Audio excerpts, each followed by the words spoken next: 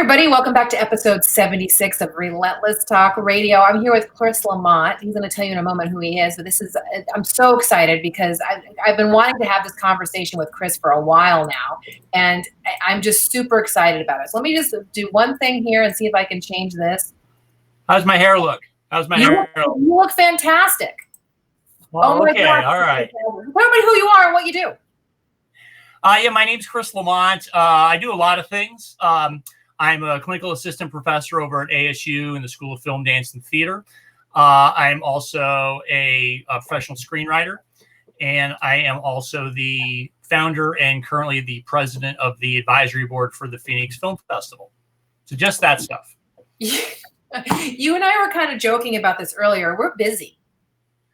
Yeah. Oh, yeah. No, it's busy is good. I think, when summer rolls around, I'm usually teaching a ton of classes at ASU, and I'm teaching one class right now here online. But, to go from, full time to one class, and it's like, okay, we need to be writing scripts, or, what's going on with the festival, because we got postponed. What's going on? So I think that you always have to be moving forward. You always have to be staying busy and working on your own stuff for sure. 100%. Now you're married and have children too. Am I right? Oh yeah. Yeah. Married for 21 years, and wow. I have a 16-year-old and a 14-year-old. So that's a challenge. I'm always amazed at busy people who are married and have children, because I have the luxury of not having those things in some ways, and also the unfortunate case of not having those things. So good for you for raising a healthy family. I appreciate that. Been very fortunate. My kids are great. My wife is great. So, you get the right people on the bus, right? That's a collaboration that I'm constantly working on, and compromise, which is so important as well in the world of communication. 100%, right? I was just talking about that in segment 1 about compromising and learning how to what's important. What do I let go? So why film? Why film? Well, when I was in 4th grade, I saw Star Wars, and it was the first time that I saw a movie and didn't think it was like all magic and stuff. Like, I figured out that someone had written it, and that they're the actors, and there was a camera. And so I started checking out books from the library at school, about how to make movies, and just found that I really enjoyed making them, the process of making them and watching them. And I'm very fortunate that, all these years later, I'm still pursuing this passion that I've loved since I was young. It's funny. I didn't know that about you. And I've been a regular attendee of the Phoenix Film Festival for the past 10 years. Yeah. And it's clearly evident from how the Phoenix Film Festival has grown and how you run it and how your volunteers are involved, that you are a film lover. It's not just about the money part, or the theoretical part. You love film, and you love to help people make film. You love to teach it. You love to give people a place to show it. I mean, you are a passionate film lover, not just a maker, but you love film. Yeah. And I think that you have to love movies, to be able to, to enjoy this industry and have to be excited every time you see a film. There's a thing that we call the willing suspension of disbelief. It's this theory that basically, when you go and watch a film, that you basically trust the filmmakers that they're going to give you a believable story. I still have that. I've seen thousands of movies. I still have that every single time I go into a theater and lights go down. I'm all in until there's something like bad acting happens or bad story. But for the most part, I usually choose my films pretty discriminately, and just love seeing them. Just love it. And then, one of the reasons why, the festival started, why we started the festival, honestly, was because as filmmakers, here in Phoenix, there was no real film festival for us to be able to show our work. And that's the important thing. Make a film festival work. You have to have films that people can come and enjoy and discover. And you also have to have the filmmakers who are present, who are there, who are showing their films and interacting with the audience and doing Q&As and that kind of thing. And so, that was just a huge thing for us, was to help build up an audience and build up filmmakers to be able to feel comfortable to send the movies to the festival. And then the other big component, is also about what we're talking about today. It's about education. We have high school workshops. We have summer camps for film. All the things, honestly, that I didn't have when I was growing up here in Phoenix. The opportunity to be able to create a vehicle like that, to be able to teach and groom the next generation of filmmakers. I mean, that's something that myself, Jason Carney, the executive director, Leanne and Mike, the staff at the festival, I mean, that's something that we all work on. That's why all these volunteers have worked for so long, for the last 20 years, to really bring a wonderful program to life, because it does so much for everyone in the community. It's a great event and great organization. I'm glad you mentioned Jason Carney, because he's a rock star. I've sponsored the film festival. I've had some of my clients sponsor the film festival. He is really one of the hardest working, good-natured, happy people I've ever met. I mean, it's just a joy to meet with him. He brings his love to film. The two of you together are a power team, and I'm just so impressed with him and his wife. And Ray Shilley, who was in charge of volunteers for several years in a row, also just an amazing guy who showed up every year to volunteer and run all the volunteers. And on his wife's birthday, every year she misses her birthday with him. I mean, it's just the amount of sacrifice that goes into bringing the festival is just really amazing. So, well, I think, Michelle, the thing about it at the end of the day is that everybody involved, including yourself, I mean, is that we're passionate about this world of film. And so, I mean, that passion and that creativity, I mean, when you are passionate about something, there's nothing will stop you to be able to see those dreams come true. And I've never seen a bad film at the Phoenix Film Festival, ever.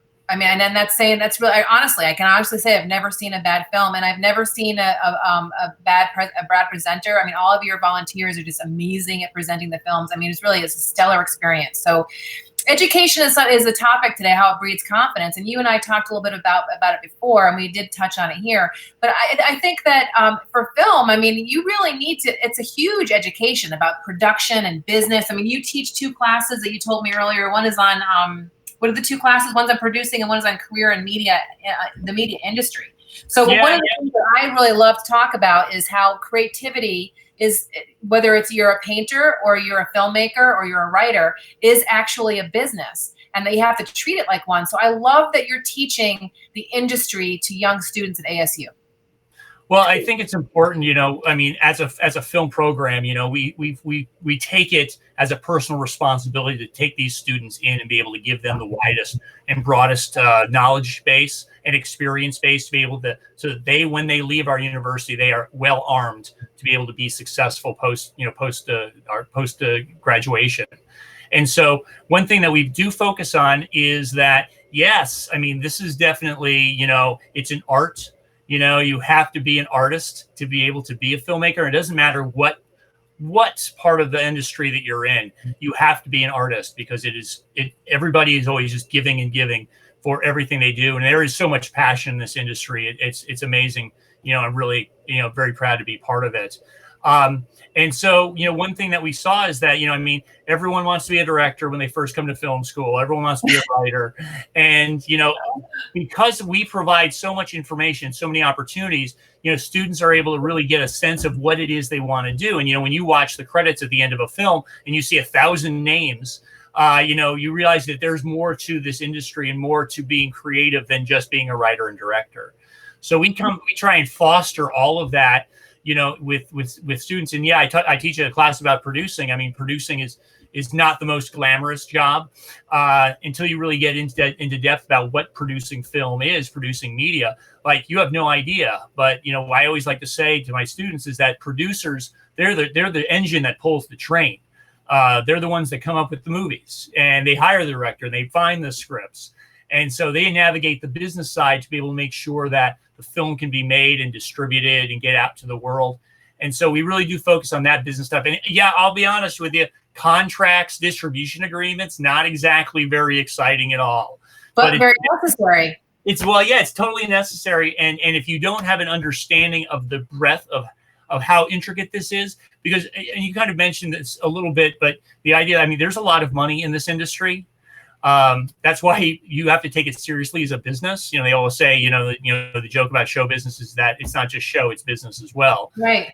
And so you have to understand that because it's a business, you have responsibilities to yourself and to your projects. You don't want to be not getting paid for a job, for example. So I have the producing class, which is all about generating content and creating it from the ground up. And I also have a career and media industry class where I actually teach the students how to do invoices, to communicate and talk with clients, to do cold calling, all the basic things that you need to be successful in business. Because what we tell students is, you are the business, you are the brand, you have to build the product, 100%.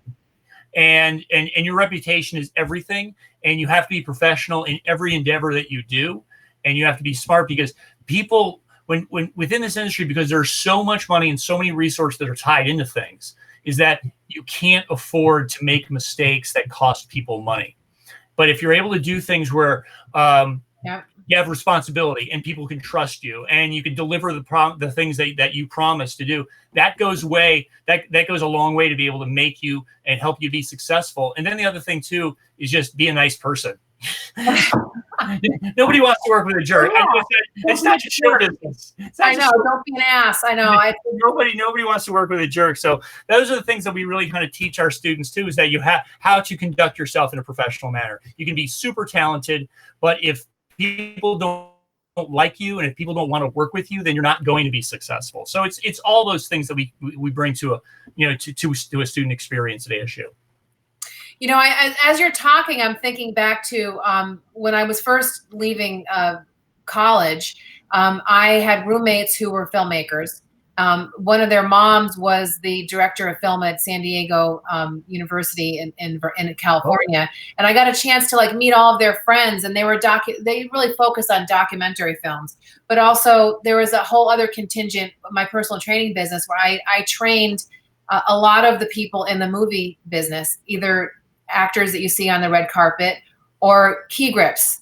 And I think that the key grips that I trained really opened my eyes to the amount of detail and project management that goes into creating a film. It's like a mini company shoved into a period of time with just thousands of people. That is exactly what it is. All kinds of things simultaneously on the fly. Just it's an amazing amount of work. And from I trained. I won't tell you who I trained, but I had a client who was working on a film where he needed to be in extremely good shape, and so I had an opportunity to be on set with him. And just the amount of work that goes into physically, emotionally, I think if people really knew the amount of work that goes into every single aspect of making a film, and you do, and that's why it comes out in the Phoenix Film Festival. It comes out with how you address your students at ASU. It's a passion that is well deserved and earned, and I just really appreciate it. I can see that in you when I've met you several times. I've watched you. I've stepped back and watched, and I went, here's a man who's doing the right thing all day long. So thank you very much for the work that you've done for the city of Phoenix, for our country, quite frankly, because film festivals are filmmakers come from all over the country, all over the world. And I've had the opportunity to be good friends with several of the filmmakers that I've met at your film festival. So thank you for introducing me to some real stellar human beings. Now, we were talking about COVID prior to this. And as I'm talking, I'm thinking about the thousands and thousands and thousands and literally thousands of people that work freelance in the film industry that have been horribly impacted by COVID. And so we want to just talk a little bit about, COVID and how the film industry has been affected by this horrible thing that we've all been experiencing. Well, basically production is stopped on every film, every television, every streaming. There's no new content being created. It's starting to get back up again in California. Governor Newsom has basically said starting on the 12th that production can start again in California. And the studios and the independent producers, and especially the insurance companies, are all trying to figure out exactly how a set is going to work in a post-pandemic world. And it's going to be difficult. It's going to affect independent films a lot more than big budget Hollywood studios, because they can afford to put in additional safety restrictions. I mean, what I've been reading is it's all about non-essential essential personnel only. So it's starting to restrict the amount of people that can be on set, and the amount of safety precautions everyone's going to be going through. There aren't going to be huge extras scenes, which means there'll be more digital backgrounds and that kind of thing. And so, there's going to be the on location stuff is really going to start being restricted as well. It's easier to shoot films in sound stages because you have complete control of that environment. So, things are going to start getting back up again, albeit, slowly, so that everyone kind of, starts checking all these boxes. But this industry is going to come back. And I think if anything that has been taught that we've learned from this pandemic is that the world needs more movies, the world needs more TV, the world needs more streaming content. When a movie like Trolls World Tour makes $100 million on VOD alone, then you're like, okay, that's how starved parents must be in their 6-year-olds to be able to turn that movie on, because that's not going to win any Academy Awards this season, if you haven't figured that out yet.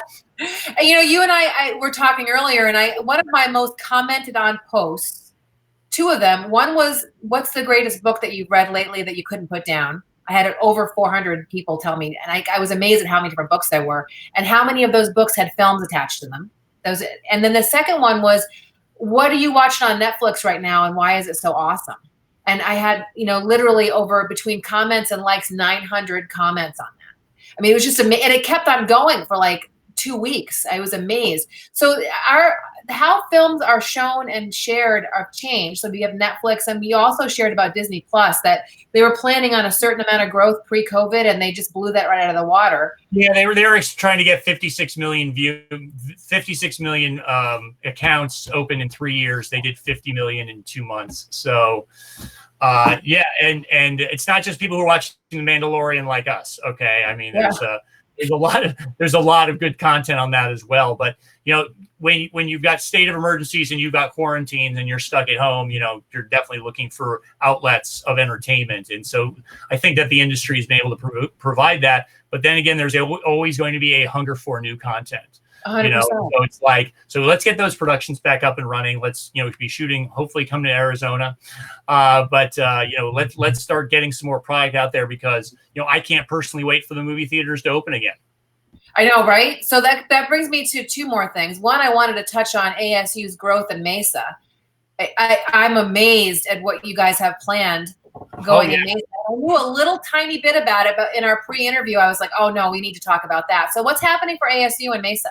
Well, basically there's a project has broken ground, a building has broken ground. It's called the ASU at Mesa City Center. And it's located right behind City Hall across the light rail tracks for Mesa Arts Center. And basically it's President Crow and ASU have been looking for an opportunity to be able to collaborate with Mesa, City of Mesa. And what they decided on is creating a visual technology and media center, which is basically the film program where I work and have been there for 17 years. We'll be going to Mesa in fall of 22 with a $70 million facility and every piece of equipment we possibly could ever dream of having right now. And it's opening up. I mean, our school right now, we have about 625 film majors in our school.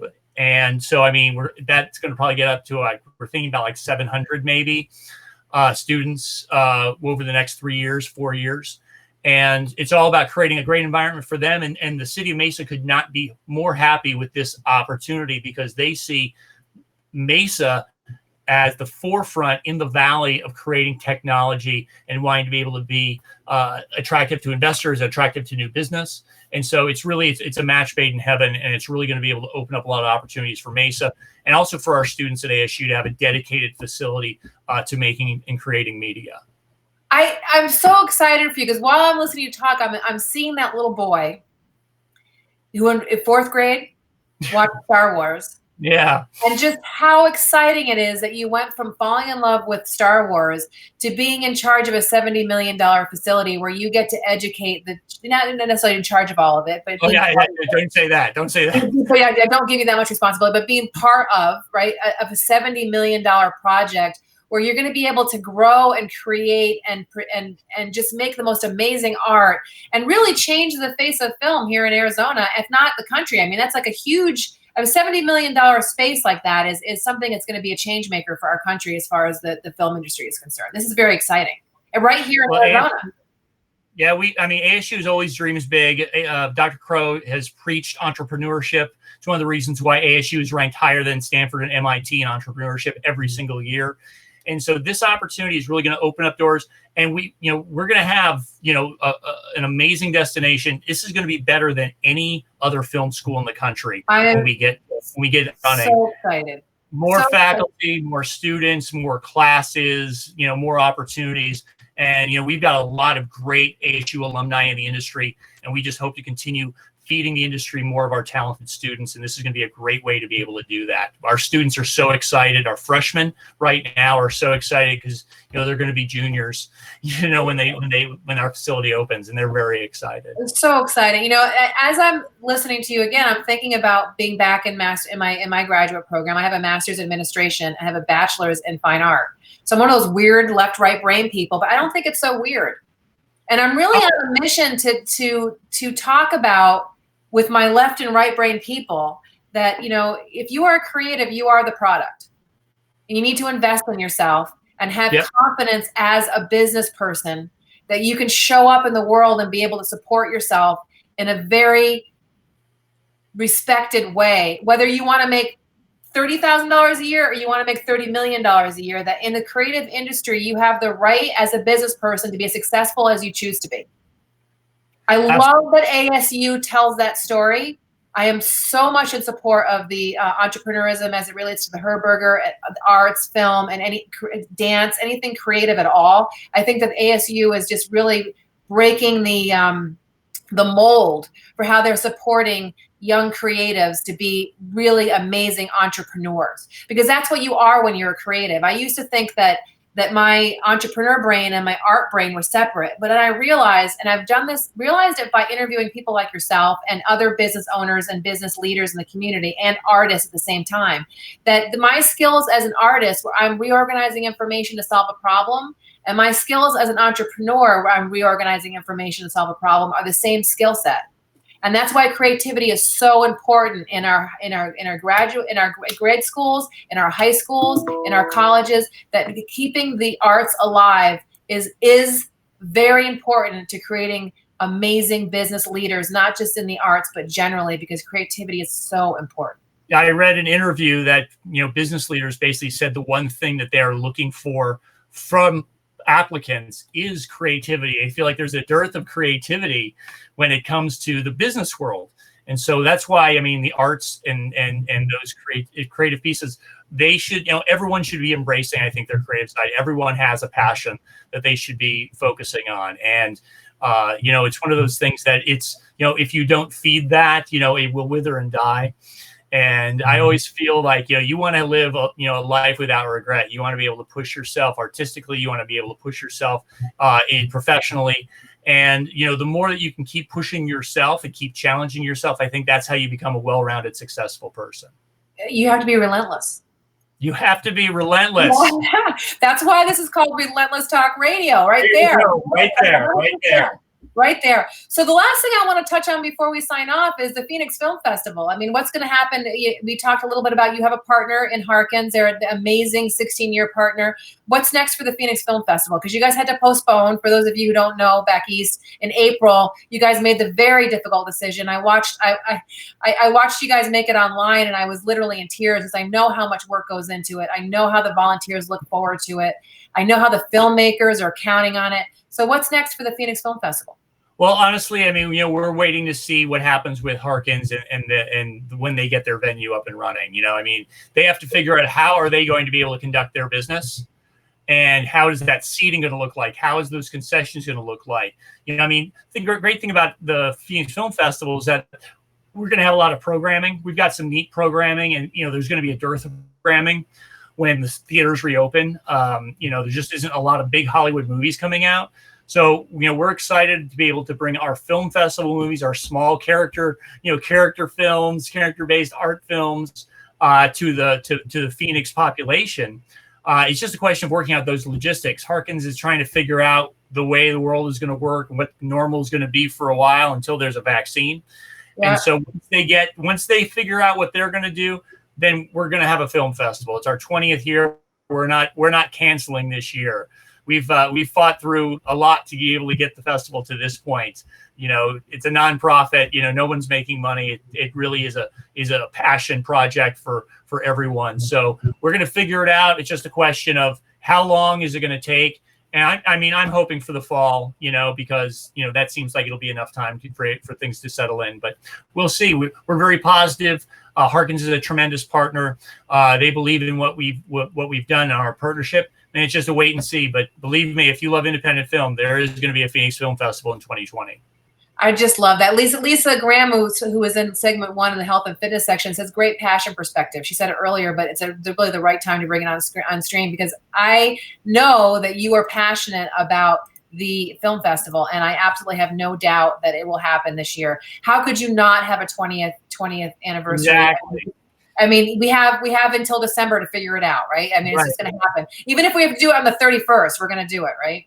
And you can go to phoenixfilmfestival.com, and we also are on Facebook as well to keep checking updates on when .com or .org? We have .com and .org. Okay, I mean, awesome. we cover the phxfilm.com, phxfilm.org. We covered all of that stuff. We are right now doing an online film festival where you can actually subscribe and watch, small independent films online. Great. To keep you entertained until we can actually launch the physical festival when that happens. Chris, I'm just so proud of you. I really am. I'm so grateful that I had this conversation with you. I love it when I meet a smart guy who's got a huge heart and who's just got a relentless entrepreneurial drive. It's a lethal combination. I have no doubt that the films that you make, the Phoenix Film Festival and the ASU Film, Dance, and Theater program in which you are part of, are going to be even more successful in the future because you're part of it. Well, I appreciate that, Michelle. It's a lot of people that come together to make things happen. I'm a huge sports fan because I love teamwork. I love it when teams come together. And that's the great thing. All of these projects, anything that you do in film, in the festival, ASU, the professors, the students, it's everybody working together to achieve their dreams. And that's one of my favorite things, to see things come to life and a team come together to make things happen. And I'll be reaching out to Jason to see how I can support. Once you guys know when the film festival is, Relentless Talk Radio will be shouting you out on all platforms. And I personally will do as best I can to drive traffic in the door, because I know that those dollars that are purchasing tickets are really necessary to make the festival be successful. So yes, we try our best. I appreciate your time today. I appreciate you jumping on impromptu. I appreciate your passion, and I hope that you have a good rest of your day. Thank you very much, Michelle, and thank you all the viewers for tuning in. I know that you work really hard as well, Michelle. So it's great that you're able to spread this message of relentlessness and part of pursuing and following your dream to a lot of people. It's great. Thanks a lot, Chris. Have a good rest of your day. Thank you so much. You too. All right, guys. So that is the end of episode 76. What an awesome conversation with Chris LaMont. I mean, just really what an amazing human being. So that's episode 76 is a wrap. I'll be back again next week with 2 more relentless business owners in the health and fitness category, and also in the art category. So tune back in again next week at 2:30 here on Relentless Talk Radio. Right now we are on Pacific Standard Time because Arizona does not practice daylight savings time. So I look forward to seeing you again for episode 77. Thanks a lot, everybody. Have a good rest of your day.